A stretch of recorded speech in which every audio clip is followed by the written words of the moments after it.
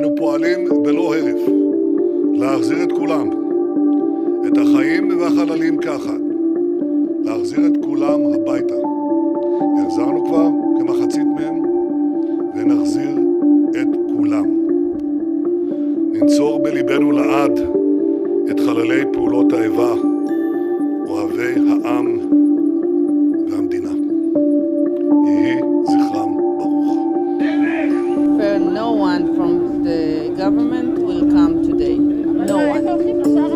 I prefer some of the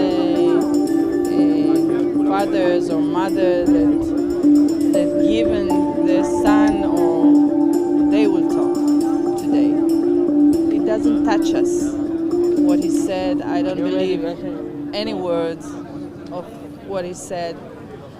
And I think all the government should go home today, not